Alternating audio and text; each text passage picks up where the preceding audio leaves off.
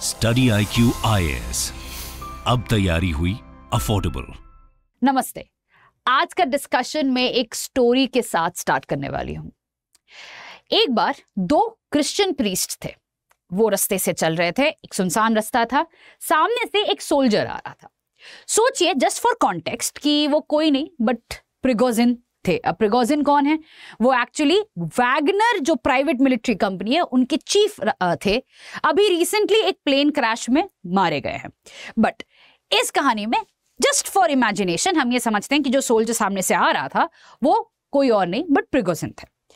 तो जो प्रीस्ट था, पहला वाला प्रीस्ट ने कहा कि may God bless you with peace. Immediately Prigozhin ने अपना गन निकाला और प्रीस्ट को शूट कर दिया। तो दूसरा प्रीस्ट डर गया और बोलने लगा, क्या कर रहे हो यार, हमने तो सिर्फ ब्लेसिंग दी थी, आपने गन क्यों उठा लिया?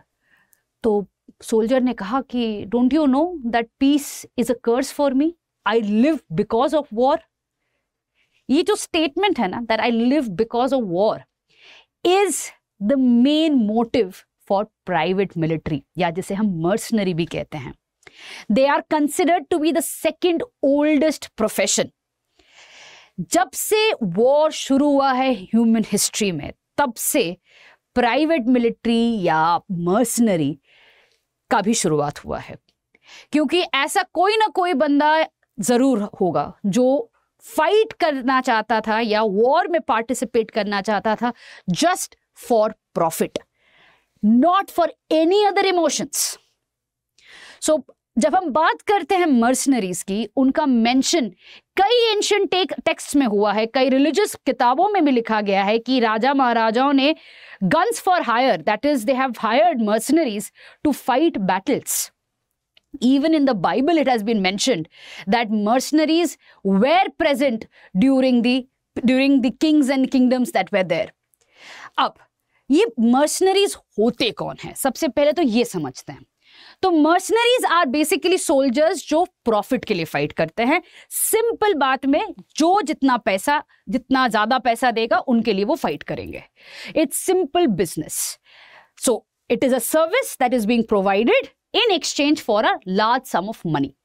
यहां पे ना पेट्रियोटिज्म, ना नेशनलिज्म, ना मोरालिटी, ना एथिक्स, कुछ नहीं आता है। It's just a service for hire, and this service for hire is available across the world. ऐसा नहीं है कि it's just one part of the world that has mercenaries. Across the world, आप जब भी कोई war की बात करते हैं, वहां पे mercenary का presence is obvious. क्योंकि ऐसी कई कंट्रीज हैं जो मर्सनरीज हायर करती है। मर्सनरी कंट्रीज छोड़िए, MNCs जो मल्टीनेशनल कंपनीज है वो हायर करती हैं, बिजनेस men जो हैं वो भी हायर करते हैं। So that's basically a market that is functioning because of the service that they provide. ये यूजुअली मार्केट प्लेस कहाँ है? सबसे बड़ा market place for mercenaries actually Erbil में है, which is part of Iraq, but Kurdistan जो unofficial Kurdistan है, वहां पे ये एक मार्केट प्लेस टाइप का है कि मर्सनरीज अक्रॉस मिडिल ईस्ट वहां पे आते हैं एंड दे आर हायर्ड। पैसा नेगोशिएट होता है, कॉन्ट्रैक्टर्स बेसिकली देखते हैं कौन से वॉर में कौन जाएगा, ग्रुप्स डिसाइड होती है। तो सारा का सारा जो कॉन्ट्रैक्ट होता है वो यूजुअली या मोस्टली अर्बिल में होता है, जो इराक में है। आज के दिन अगर हम बात करते हैं रशिया यूक्रेन क्राइसिस की, या हम बात करते हैं येमेन क्राइसिस की, हर जगह पे it is the mercenaries who are fighting. कहा जाता है कि 50% of the soldiers fighting in these wars are nothing but mercenaries. यहां तक कि इस मैप में you can just see कितने जगह पे actually private military companies, PMC जिसे कहा जाता है, they are active. So Africa, Russia, Ukraine, they are all active in these crisis areas and countries have hired them to fight the battle. अब political science में mercenaries को लेके भी काफी डिबेट्स चला है। सबसे इंटरेस्टिंग जो बात है वो है मैकियावेली की किताब पे। ये आपने पक्का पढ़ा होगा या सुना होगा, मैकियावेली कौन है। तो जैसे हमारे इंडिया में वी हैव कौटिल्य का अर्थशास्त्र, वैसे ही यूरोप में निकोला मैकियावेली की किताब द प्रिंस और द आर्ट ऑफ वॉर, ये दो किताब बेसिकली स्ट्रैटेजिक किताब की तरह ट्रीट किया जाता है। अब यहाँ पे बड़ी इंटरेस्टिंग सी बात है कि मैकियावेली ने प्राइवेट या मर्सनरी को काफी क्रिटिसाइज किया है। इंटरेस्टिंग क्यों है? क्योंकि ये जो क्रिटिसिज्म है वो उनके खुद के लाइफ के एक्सपीरियंस से वो क्रिटिसिज्म आया है। तो क्या हुआ था कि 1458 और 1506 में फ्लोरेंस और पीसा, तो पीसा यहाँ पे है इटली में और फ्लोरेंस यहाँ पे है, द टावर ऑफ पीसा, तो यहाँ पे पीसा है, फ्लोरेंस के बीच में लड़ाई शुरू हो गई थी। और जो किंग थे तो उन्होंने मैकियावेली को कहा था कि भैया एक आर्मी रेस करो ताकि वो फाइट हो सके। तो मैकियावेली ने क्या किया था कि मर्सनरीज हायर किया था। अब मर्सनरीज की प्रॉब्लम एक है कि जो सबसे ज्यादा पैसा देगा वो उसी तरफ जाएगा, क्योंकि it is a service for which it is being paid for. There it's completely profit driven, यहाँ पे कोई लॉयल्टी नहीं आती है।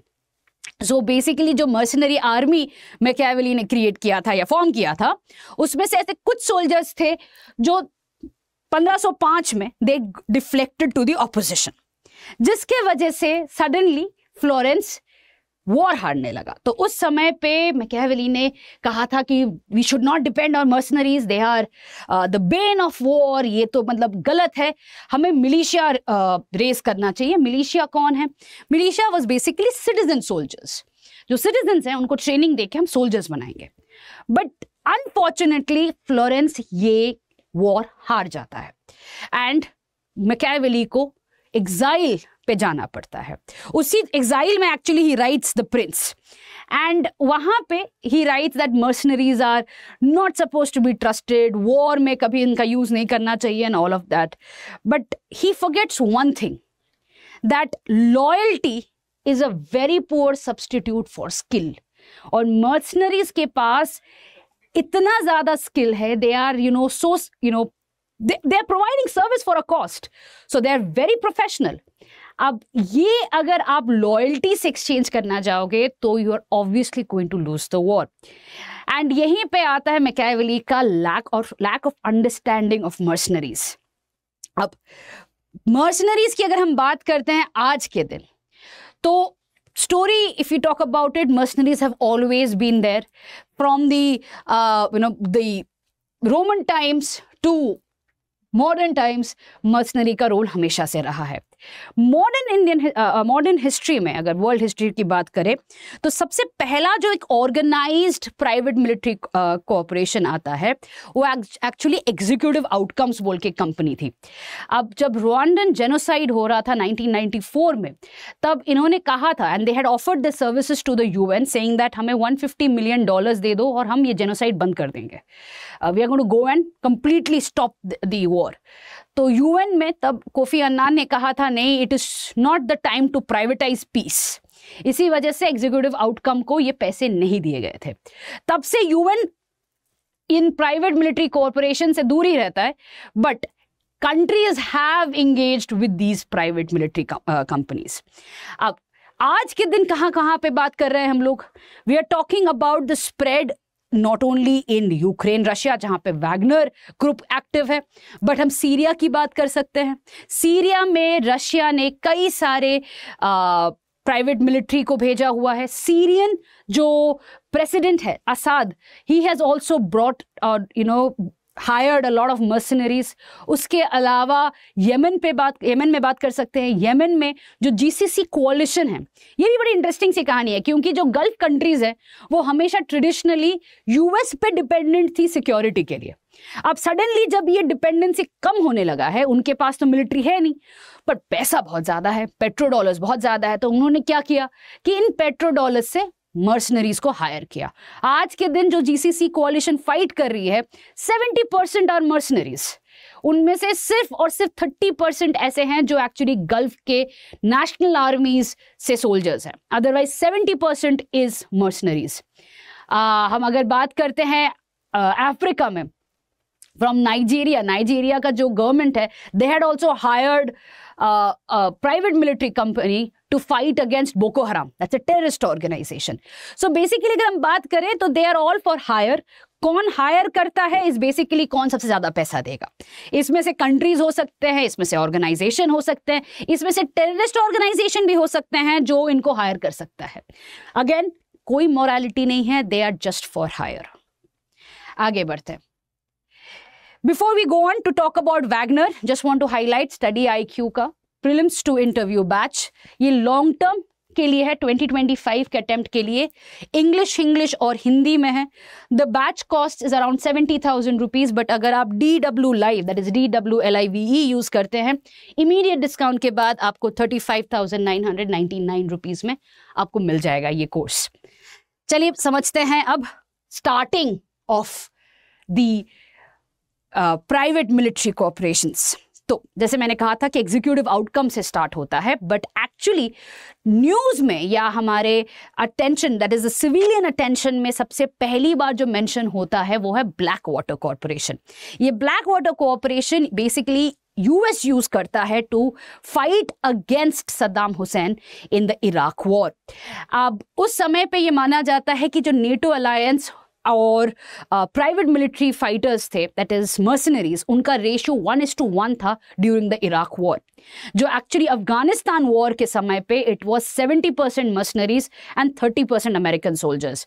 अच्छा, before we go on to understand कि ऐसा क्यों है, पहले एक बार जस्ट ब्रीफली अंडरस्टैंड करते हैं कि ब्लैक वाटर क्या सर्विस प्रोवाइड करता था ड्यूरिंग द इराक वॉर।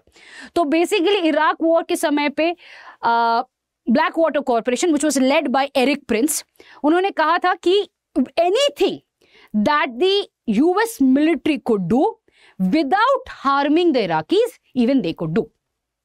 अब उस समय पे ये अंडरस्टैंडिंग थी कि already US was involved into a long term war in Afghanistan. अब इराक में भी अगर लॉन्ग टर्म वॉर में वो फंस जाता तो इनका पूरा का पूरा American military would have been trapped into external wars. इसके वजह से यूएस ने डिसाइड किया कि नहीं, इराक में it's going to hire mercenaries. अब मर्सनरीज हायर किए गए थे, बट एक प्रॉब्लम आ जाता है कि मर्सनरीज, मैंने जो कहा था, उनके लिए ना कोई मोरालिटी और एथिक्स नहीं होती है। तो इराक में एक मैसेकर होती है कॉल्ड द निसूर स्क्वायर मैसेकर, जहां पे about 20 civilians were killed and around another 20-25 civilians were injured। अब जब ये न्यूज में आने लगा तो उसके बाद ब्लैक वाटर को हटा दिया गया, बट मर्सनरीज हैं, they are again for profit. अगर आप कंपनी बंद कर सकते हो, बट सोल्जर्स को कहाँ, मतलब जो मर्सनरीज है वो कहाँ जाएंगे? उन्होंने नया कंपनी फॉर्म किया जिसे एक्सी कहा जाता है। बाद में यही कंपनी एक और बड़ी प्राइवेट मिलिट्री कोऑपरेशन में ज्वाइन हो जाती है जिसे एकेडमी कहते हैं। सो बेसिकली अगर हम देखते हैं ब्लैक वाटर कॉर्पोरेशन की एग्जाम्पल से, that even if they kill civilians, even if they step out of the rules of the war, उनको कोई कंट्री या ऑर्गेनाइजेशन या इंटरनेशनल रूल्स नहीं रोक सकती है। They are not under the governance of any international body including states. उन criticise कर सकते हैं, they you can put a trial, a farcical trial, but at the end of the day क्या ही होगा? कंपनी बंद हो जाएगी, पर सोल्जर्स कहीं और चले जाएंगे, they will float around because they are basically providing services, right? अब the problem it comes here कि कंट्रीज ये क्यों चूज करती हैं? कंट्रीज इसलिए चूज करती हैं क्योंकि they want to avoid public pressure, domestic public pressure for the number of soldiers being sent outside या abroad। क्या होता है कि जब भी हम बाहर लड़ते हैं, the question in the domestic public opinion comes in कि क्यों ये लड़ाई कर रहे हैं, क्या ये जरूरत है, why are our boys being sent there? तो ये जो नरेटिव है, इनको हैंडल करने के लिए it is much easier to send just a handful of soldiers, और उनके साथ साथ हम मर्सनरीज को हायर करते हैं, क्योंकि अगर मर्सनरीज का कुछ हो जाता है, दे डाई ड्यूरिंग एक्शन, कोई क्वेश्चन नहीं उठने वाला है, कोई भी पब्लिक ओपिनियन में कोई भी कंट्री को उंगली नहीं उठाने वाला है, because their lives have got no value. They are providing a service for which they know कि अगर वो सर्विस के दौरान उनकी जान जाती है तो that is up to them. So countries that's why prefer to send or hire mercenaries rather than their own military। और अमेरिका ने तो ये एकदम आर्ट फॉर्म की तरह कर लिया है कि जहां पे वेरियस मर्सनरी ग्रुप्स के साथ उनका टाई अप्स है, ताकि अमेरिकन मिलिट्री को बूट्स ऑन ग्राउंड ना करना पड़े। आगे बढ़ते हैं, वैगनर ग्रुप की बात करते हैं। आज के दिन अगर हम बात करें, वैगनर ग्रुप कहां कहां प्रेजेंट है? Ukraine, Venezuela, central Asian reason, Libya, Syria, Madagascar, Sudan. Interesting है, ये सभी जगह रशिया के स्ट्रैटेजिक इंटरेस्ट वहीं पे हैं, मतलब they are all there as part of Russia strategic interest, specially the Central Asian region, right. Central Asian region को रशिया अपना एक्सटेंडेड नेबरहुड मानता है, तो एनीवे उस जगह पे कंट्रोल होना रशिया का बहुत जरूरी है। तो कंट्रोल कैसे होगा? प्राइवेट मिलिट्री कॉर्पोरेशन से। अब जो वैगनर ग्रुप था, it was basically started by Prigozhin. Now, Prigozhin was considered to be the chef of Putin. वो केटरर था क्रेमलिन का, but he was also a soldier, KGB का सोल्जर था, तो he could get lots of prison से soldiers, x soldiers से वो लेके आए प्रिजन, रशियन प्रिजन से, और ये ग्रुप फॉर्म किया। अब ये ग्रुप हर जगह पे जाता है जहां पे रशियन इंटरेस्ट को प्रोटेक्ट करना पड़ता है, या प्यूतिन के कहने पे जहां पे उनको वॉर करना पड़ेगा। शुरुआत एक्चुअली क्रीमिया के एनेक्सेशन से हुई थी 2014 में। अगर देखा जाए तो रशियन मिलिट्री जो है, they are not as active as PMCs, that's the private military contractors. अब प्रॉब्लम ये हो गया कि वैगनर ग्रुप ने रिसेंटली म्यूटिनी कर दी after the Ukraine Russia crisis could not be resolve. वो चलता गया। वैगनर ग्रुप ने कहा कि नहीं, हमारे सोल्जर्स मर रहे हैं, तो the leader actually went for a rebellion against Putin, and कहा जाता है इसीलिए वो प्लेन क्रैश भी हुआ जिसमें ये मारे गए। बट ऐसे कई रिपोर्ट्स हैं, जैसे कि यूके का स्टेट मिनिस्ट्री ऑफ डिफेंस का रिपोर्ट है जो कहता है कि यूक्रेन में almost 50,000 soldiers, that is the Russian side से, are actually recruits from the Wagner group। तो अब सोचिए कितना बड़ा ग्रुप है ये। 50,000 अगर सिर्फ यूक्रेन में है, apart from all of these areas, तो कितना बड़ा आर्मी है of mercenaries. And the question then is, कौन फंड कर रहा है, पैसे कौन दे रहा है?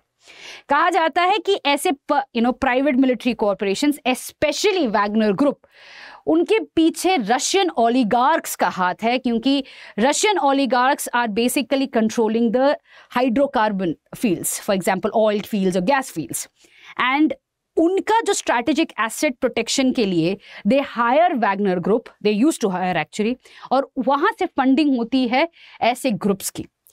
ये भी है कि जो वैगनर ग्रुप है आज के दिन काफी टूट सी गई है after the death of the leader. Rise होता है यहाँ पे नए ग्रुप का जिसका नाम है रेड्यू। अब रेड्यू फिर से न्यूज में आने लगा है। अब रेड्यू क्या है? It is although a very, it's a private military corporation, it comes directly under the control of Russian military intelligence, that is Putin के कंट्रोल में है। यहाँ पे रिबेलियन होने के चांसेस थोड़ा कम है। तो पहले से जो गलती हुई थी उससे सीख के प्यूतिन हैज इंश्योर्ड दैट ये private military corporation directly Kremlin के अंडर आने वाला है। अब रेड्यू का पैसा कहां से आता है? वही सेम चीज है कि it is coming from the Russian oligarchs and it relies entirely on Russian state institutions for its weaponry and ammunition। तो अगर बिजनेसेस की बात करें तो गेनेडी तिमचेंको का सबसे ज्यादा पैसा लगा हुआ है रेड्यू। अब ये तिमचेंको है कौन? वो basically one of the Russian oligarchs है जिनका ह्यूज गैस फील्ड है towards the northern side of Russia near Saint Petersburg actually. Anyway, आगे बढ़ते हैं। रेड्यू तो एक just one military private military corporation है, अदरवाइज देखा जाए तो कई सारे एक्चुअली एक्टिव हैं अक्रॉस द वर्ल्ड। अब इंटरनेशनल लॉ क्या कहता है इनके बारे में? तो इंटरनेशनल लॉ 1977 में आर्टिकल 47 जेनेवा कन्वेंशन में ये कहा गया है, डिफाइन किया गया है कि कौन है मर्सनरी, उनको नहीं एक्सेप्ट किया जाएगा। They are not allowed to fight, so any but they are not have the right to be a combatant और अ प्रिजनर ऑफ वॉर। तो बेसिकली इनको रिकॉग्नाइज नहीं किया जाता है इंटरनेशनल कन्वेंशन के अकॉर्डिंगली, उनको कोई राइट नहीं दिया जाता है। But George Best, no, he has written a lot on private military corporations and he is considered to be the one of the legal advisors also। तो उन्होंने कहा है कि any mercenary who cannot exclude himself from this definition deserves to be shot and his lawyer with him। तो इतना वेग wording है international convention कि इस मतलब कोई भी मर्सनरी इसमें नहीं फिट कर पाएगा. They can actually work outside this frame and they can work successfully. तो इसीलिए international laws fail to control private military corporations और द PMCs. अब आते हैं how do you hire them. बड़ा स्ट्रेंज फिनोमेना है. So when I was researching about it I figured out कि it is very easy to hire them. आपको सिर्फ जाना है उनके वेबसाइट्स में. अगर आपको कंपनीज के जो मैंने अभी नाम दिए, आपके वेबसाइट्स में जाना है, there is a simple contact them. There are contractors का details written there. Contractors are basically वहां पे लिखा है ये एडवाइजर वो एडवाइजर. तो यार एडवाइजर का काम क्या है? एडवाइजर तो यही बोलेगा ना कि आपको वॉर करना है कि नहीं करना है, कितने लोग चाहिए वॉर के लिए. It is like may be घर का जो पेंटिंग है, तो जो आपका एशियन पेंट्स या कोई और जगह से जो आता है, जो पेंट कंपनी से आएगा, वो क्या करता है? वो आके बोलेगा अच्छा इतना बड़ा घर है, इतने लोग लगेंगे, इतने दिन लगेंगे. एग्जैक्टली वही काम करना है ये एडवाइजर्स इन कंपनी में. वो आते हैं, वो आपको बताएंगे कि इतना है, आपको लोग चाहिए होंगे, इतना पैसा लगेगा. And that is how they connect you with people, and that's how it continues to go. So it's not very difficult to hire them. It's very easy to hire them. अब पॉइंट ये है कि जो rate है, कहा जा रहा है कुछ रिपोर्ट्स के अकॉर्डिंगली कि अगर आप सोचो कि एक एक्स स्पेशल फोर्सेस के बंदे को हायर करना चाहते हो तो अराउंड $10,000 पर डे का रेट है. This can go as high as $25,000 per day अगर आप कोई स्पेशलाइज्ड स्किल चाहिए, जैसे कि स्नाइपर्स चाहिए. तो this is the range we are talking about now. That's अगर रशिया यूक्रेन क्राइसिस की तरह आप सोचो साल पे साल ये वॉर चल रहा है, तो कितना ये लोग अर्न करते हैं for their services. They are rich people, so the service that they provide is absolutely for profit. There is nothing that they are doing for peace और एनीथिंग. नाउ यहां पे आता है दिक्कत. इम्प्लीकेशन क्या है? क्योंकि अगर ये प्रॉफिट के लिए कर रहे हैं तो उनका कोई भी इंटरेस्ट नहीं रहेगा इस वॉर को खत्म करने के लिए, बल्कि इनको रहेगा कि वॉर को कितना एक्सटेंड कर सकते हैं ताकि और प्रॉफिट वो कमा पाए. So they are basically going to ensure that the war and the conflicts and all sorts of aggression continues because it is good for them. और जितना स्टेट उन पे डिपेंड करेगा उतना स्टेट वॉर में और डीपन चलता रहेगा. It's not going to be able to move towards peace. इसीलिए कहा जाता है कि जो रशिया यूक्रेन क्राइसिस है इस हालत में अभी है कि it's going to be very difficult to mediate a peace between Russia and Ukraine, जहां पे the area of Ukraine near the Black Sea, that's the दोबान्स्क and the Luhansk area, it will come under autonomous region और under Russian presence, क्योंकि वहां पे mercenaries का presence बहुत ज्यादा है. So again war can not be ended so easily अगर मर्सनरीज का प्रेजेंस इतना ज्यादा हो जाता है. तो इम्प्लीकेशंस क्या है? सबसे पहले तो है कि ये यहाँ पे कोई पॉलिटिकल कंसिडरेशन नहीं है, कोई पेट्रियोटिज्म नहीं है, सिर्फ प्रॉफिट के लिए है. अब प्रॉफिट अगर है तो वैसे मैंने कहा है कि भाई जब तक वॉर चलेगा उनका ही फायदा है, तो वॉर वो लोग करते रहेंगे. दूसरा है कि it will always breed war. It's simple logic है ये कि अगर मर्सनरीज ग्लोबल मार्केट में है, उनको नौकरी चाहिए, उनको वो पैसा चाहिए, तो they will always give the solution of a war. They will never want piece, क्योंकि अदरवाइज उनका बिजनेस खत्म हो जाएगा. सिंपल वर्ड्स में it will always breed war. कभी पीस की तरफ नहीं पुश करने वाले हैं. यमन में कभी वॉर नहीं खत्म होने वाला है, जीसीसी लड़ता ही रहेगा. सीरिया में भी स्टेबिलिटी कभी नहीं आने वाला है, क्योंकि मर्सनरीज विल इंश्योर कि वो वॉर होता ही रहेगा.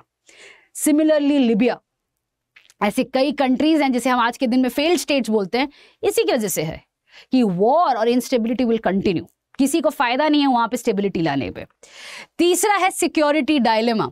अब कंट्रीज सोचो कि Russia, they are having such huge corporations under their control, तो यूएस चाइना भी तो मर्सनरीज देखेगा.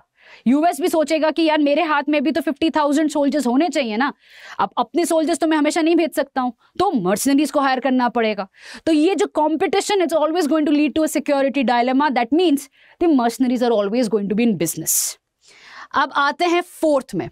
अब दे आर प्रॉफिट, जो जितना पैसा देगा वो उतना ही सब सर्विस पाएगा और वहीं पे जाएगा मर्सनरीज। तो ये डबल क्रॉसिंग बहुत होता है इस मर्सनरी लाइन ऑफ बिजनेस में। अब इसको कैसे अवॉइड किया जाए? कॉन्ट्रैक्ट के थ्रू में। अब ये कॉन्ट्रैक्ट को कैसे आप कौन से कोर्ट में ले जाके उसका इन्फोर्समेंट करोगे? कोई भी कोर्ट नहीं है।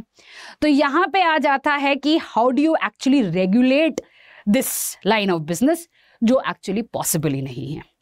फाइनली आते हैं अकाउंटेबिलिटी। तो कोई भी वॉर के समय पे अगर किसी सिविलियन का डेथ होता है in the hands of mercenaries, या कोई इंफ्रास्ट्रक्चर का लॉस होता है, या ऐसा कुछ होता है जिससे ट्रिगर हो जाता है नया conflict, can these mercenaries be made accountable? ना इंटरनेशनल लॉ कुछ कहता है, ना ही कोई डोमेस्टिक लॉज इनको इन्फोर्स कर पाएगा। So basically there is a huge section of people who are involved into war, but they are, unregulated. They are also outside the domain of geopolitics. इनको हम accountability के अंडर नहीं लेके आ पाएंगे। So states, we all know कि monopoly of violence किसके हाथ में है? स्टेट्स के हाथ में है। बट धीरे धीरे आपको पता चल रहा होगा कि एक्चुअली ये मोनोपोली ऑफ वायलेंस स्टेट्स के हाथ में नहीं है। It's a very diluted monopoly. पहले डिस्कशन में मैंने टेररिज्म के बारे में कहा था, अभी मैं बता रही हूँ private military corporations. You can understand that these non state actors actually also have a monopoly और sort of control over violence. अब आते हैं ये ट्रेंड पे। तो ये ट्रेंड जो अनस्टॉपेबल है, I want to again end this discussion with Iron Man 1 first वाले में टोनी स्टार्क। तो मूवी के बिगिनिंग में ही टोनी स्टार्क जाता है अपना वेपन्स का शो करने के लिए टू अ मिलिट्री बेस। तो वहाँ से उनको किडनैप किया जाता है एंड वहाँ पे जो कि after he gets kidnapped he says कि मेरे वेपन्स इनके पास कैसे, टेररिस्ट्स के पास कैसे? तो तब उसको पता चलता है कि उसके जो कंपनी में ऐसे कई लोग हैं जो actually in non state actors, जैसे टेररिस्ट हो जाए, प्राइवेट मिलिट्री कॉरपोरेशंस हो जाए, वहां पे ये लोग बेचते हैं।